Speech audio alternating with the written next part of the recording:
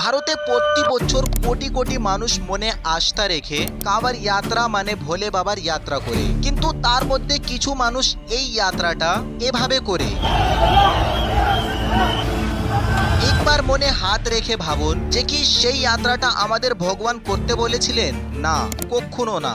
এবং বেশি মানুষেরা এটাও জানে না যে কাবার যাত্রা করা কেন যায়। তাহলে দেখুন, এক সময় দেবতা আর দানর ফাইট চলছিল। তখন সমুদ্র থেকে 14 আকারের সমান বাইরে আসলো। এর মধ্যে ছিল পয়জন মানে বিষ। এই বিষ পুরো পৃথিবীটাকে ধ্বংস করে দিত। তাই ভগবান শিবা এই বিষকে নিজে গলায় আটকিয়ে রাখে আর উনার বডি কালার নীল হয়ে যায়। আর এখান থেকেই উনার নাম হলো নীলকণ্ঠ। আর এই বিষকে খতম করার লেগে উনার উপরে গঙ্গা জল দেওয়া হয়। আর তখন থেকে শ্রাবণ মাসে ভগবান শিবাকে গঙ্গা জল চারানোর পরম্পরা স্টার্ট হলো।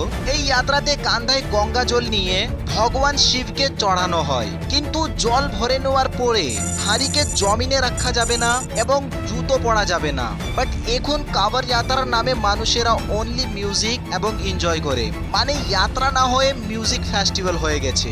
আর মানুষেরা যে মানুষকে একবারে সর্বনাশ করছে। আপনি এই সবকে নিয়ে কি ভাবেন আমায় কমেন্ট বক্সে জানান, এন্ড অবশ্যই ভিডিওটা লাইক করে দিবেন।